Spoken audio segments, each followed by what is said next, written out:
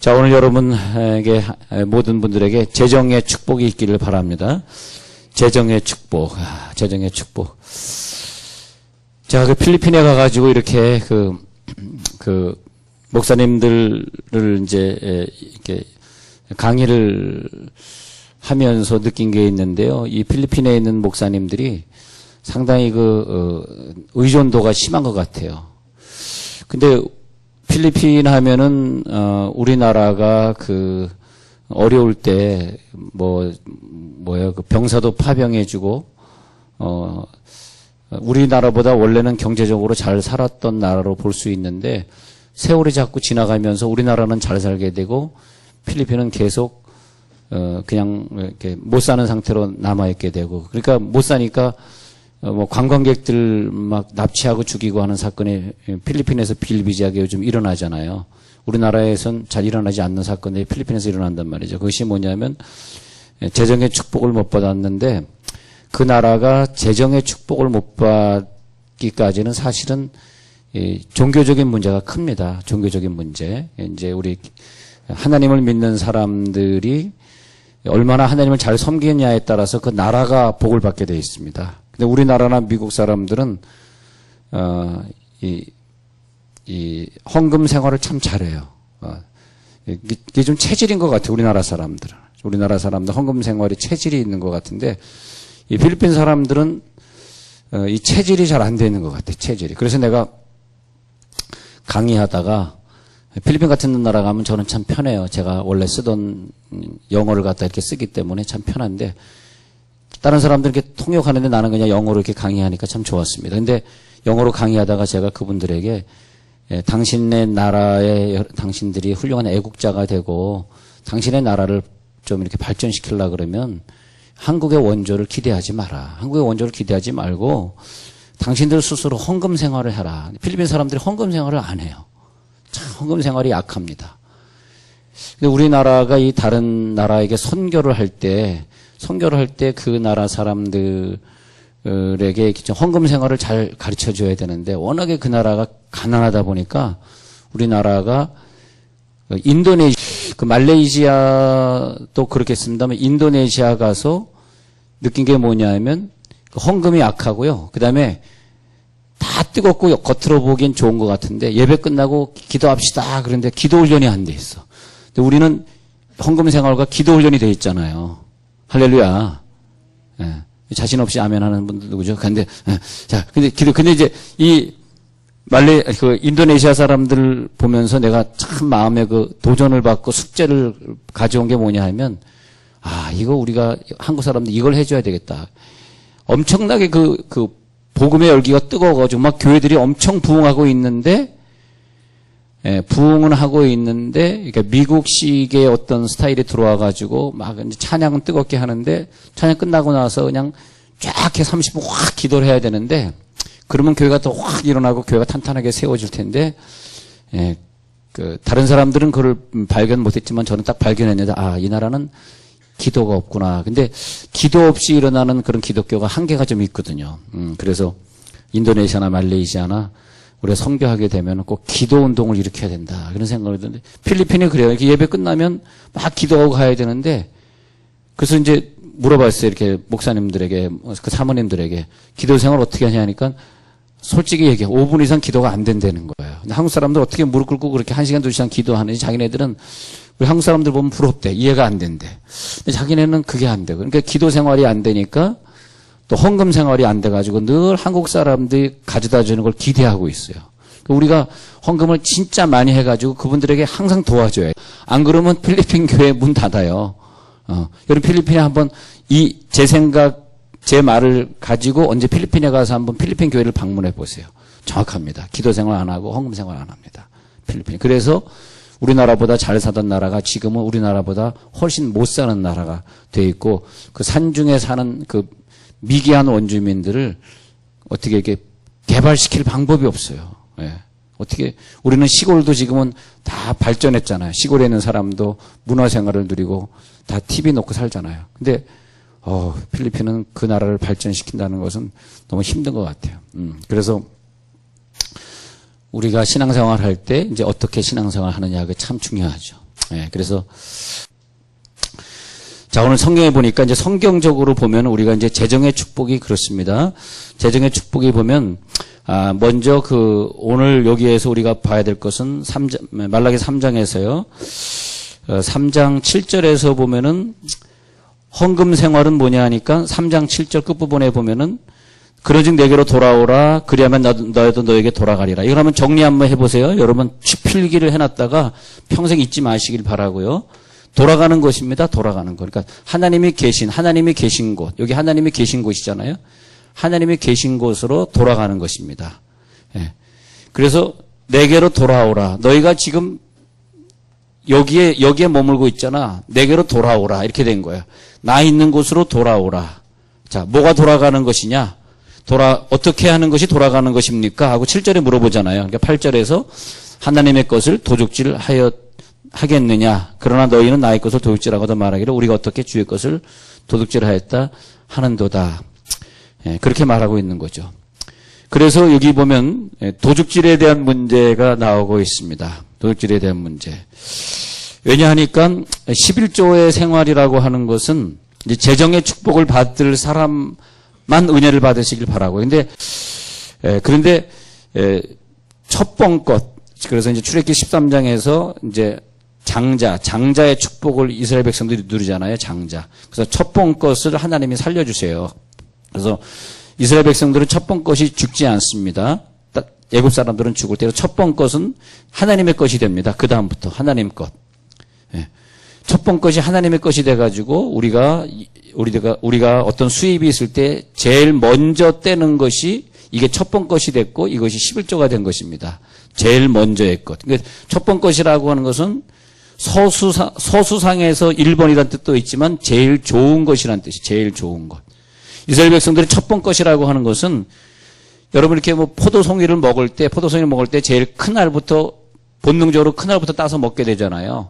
그것이 뭐냐면 하나님이 뭘 먹을 때 제일 큰 알부터 따서 우리가 이제 귀한 분을 대접할 때 제일 좋은 것부터 목사님 이게 제일 송이가 커 보이네요. 이거 한번 드셔보세요. 이렇게 드리지 않습니까?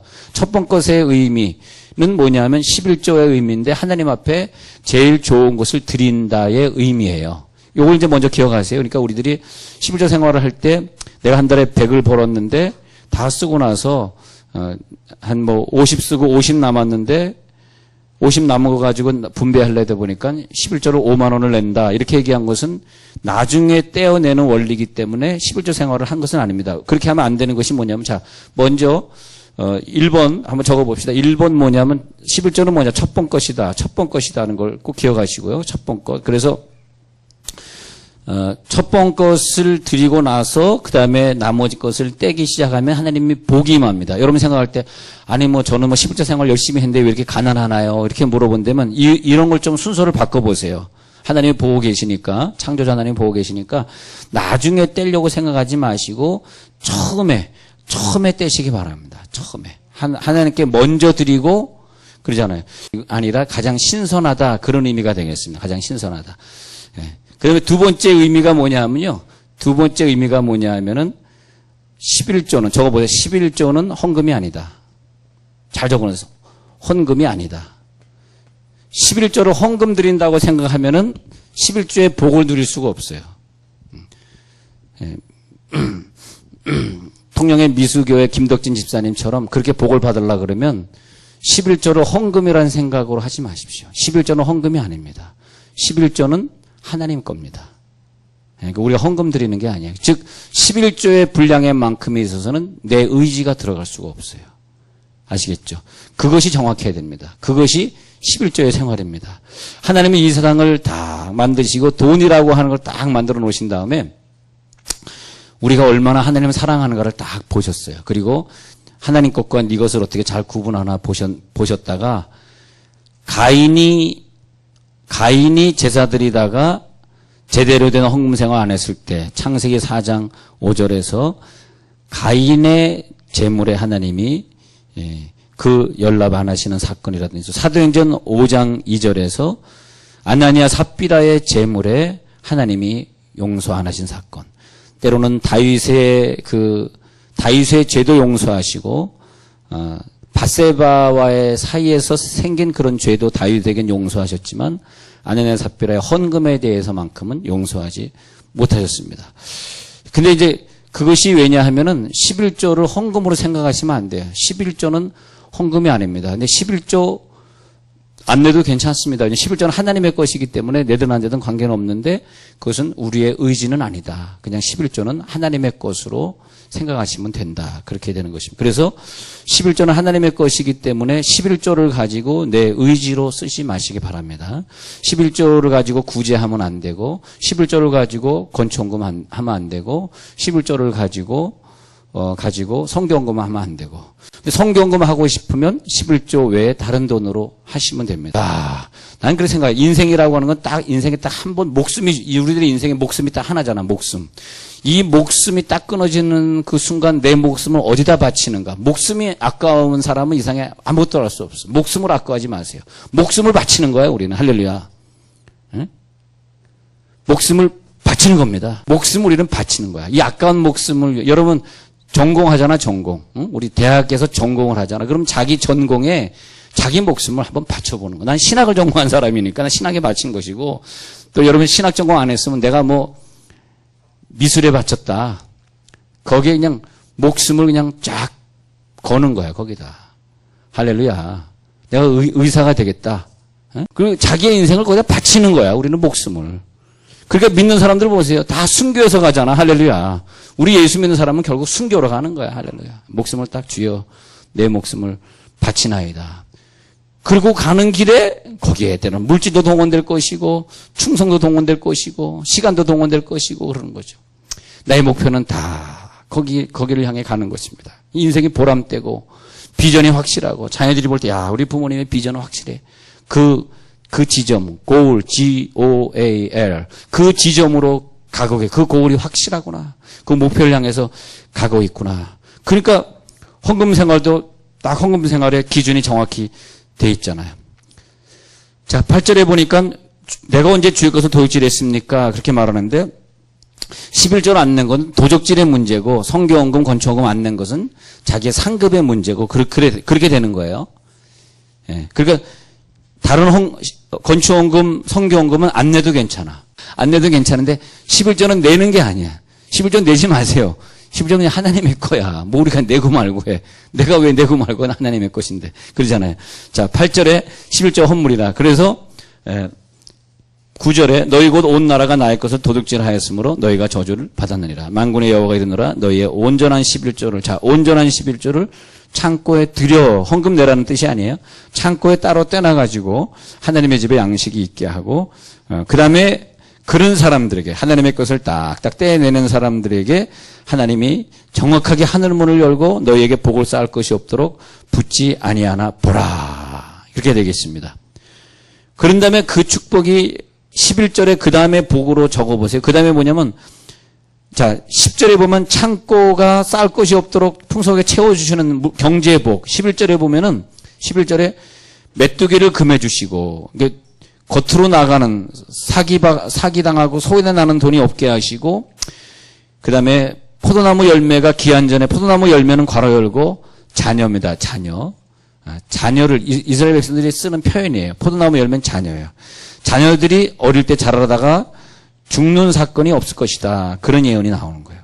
11조 생활만 잘해도 자녀들을 하나님이 건강하게 키워주셔요. 자녀를 위해서는 하나님의 것 11절을 잘 떼야 되고 11절에 포도나무 열매가 기한 전에 떨어지지 않게 하고 12절에 너희 땅이 아름다워짐으로 모든 이방인들이 너희를 복되다. 12절에 결국은 축복이 뭐냐면 자 너희 복을 쌓을 것이 없도록 붙지 아니하나 보라가 11절에서 포도나무 열매가 기한 전에 떨어지지 않죠. 12절에서 뭐냐 하면은 만민이 보면서 너를 복되다 하리라. 할렐루야. 너를 복되다 하리라. 그렇게 되는 것입니다. 자, 신명기 26장 14절 읽어드릴게요. 신명기에 가져서 26장 14절. 여러분 헌금생활 다 하시는 분들이니까 이제는 헌금생활 하시는 것뿐만이 아니라 확신을 좀 가지세요. 분명히 하나님이 나를 복되다 하실 거야. 그렇게 하시고 신명기 26장 14절에 가셔서 내가 애곡하는 날에 이 성물을 먹지 아니하였고 부정한 몸으로 이를 떼어두지 아니하였고 죽은 자를 위하여 이를 쓰지 아니하였고 내 하나님 여호와의 말씀에 청정한 주께서 내게 명령하신 대로 다 준행하였사오니 신명기 26장 14절에 이 말이 뭐냐면 내가 아무리 힘들고 어려울 때에도 주의 명령하신 대로 다 내가 세상을 위해서 떼어놓지 아니하고 하나님의 뜻대로 내가 살았다는 뜻입니다. 신명기 12장 6절 읽어드릴게요.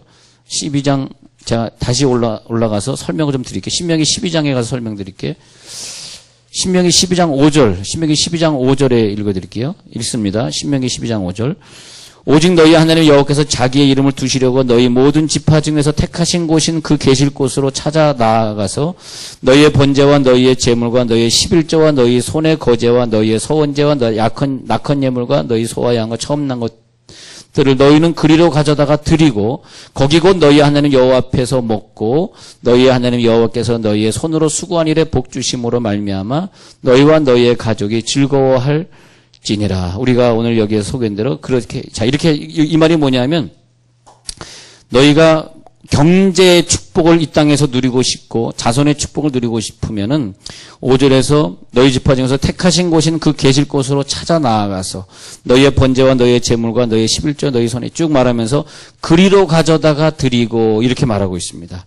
그 하나님 계신 곳으로 나아가서 그것들을 6절에 나오는 그런 제물들을 거기에서 드리고 하나님이 그 제물 드리는 곳을 딱 지정해 놓으셨어요. 지정해 놓으셔가지고 거기 가서 소를 드리고 양을 드리는데 너희는 거기에서 가가지고 너희의 이러이러한 제물들을 거기서 드려라 그렇게 말합니다. 그래서 하나님께서 그 장소에서 너에게 복을 주시리라. 내가 지정한 그곳에 가서 드려라. 그리고 거기서 하나님이 너에게 복을 주시리라. 그렇게 말하고 있는 것입니다. 아시겠죠? 그래서 우리들이 헌금을 들 때 이런 몇 가지를 꼭 기억하셔야 돼요. 하나님이 원하시는 명령하신 그 장소에 가서 내가 드리나이다. 그렇게 하나님 앞에 말씀하시게 되는 것입니다. 예. 그래서 신명기 또 내려가서 볼게요. 이 중요한 구절이니까. 신명기 12장 읽었고요. 그 다음에 14장 24절 읽어드릴게요. 신명기 14장 24절. 신명기 14장 24절. 그러나 내 하나님 여호와께서 자기 이름을 두시려고 택하신 곳이 내게서 너무 멀고 행로가 어려워서 내 하나님 여호와께서 그 풍부히 주신 것을 가지고 갈 수 없거든. 그것을 돈으로 받고 그 돈을 쌓아 가지고 내 하나님 여호와께 택하신 곳으로 가서 내 마음에 원하는 모든 것을 그 돈으로 사되 소나 양이나 포도주나 독주 등 내 마음에 원하는 모든 것을 구하고 거기 내 하나님 여호와 앞에서 너와 내 권속이 함께 먹고 즐거워할 것이며 내 성읍에 거주하는 레위인은 너희 중에 동물을 가져다가 혹시 네가 도저히 너무나 거리가 멀어서 못할 때에는 돈으로 바꿨다가 그렇게 다시 하는 편법을 하나님이 한번 허락을 해 주십니다. 예. 내 성읍에 거주하는 레위는 너희 중에 분깃이나 기업이 없는 자이니 또한 저버리지 말지니라. 너희들이 꼭 그래가지고 예루살렘에 가서 그것을 해라 그런 뜻이에요. 그것을 하나님 앞에 드려라.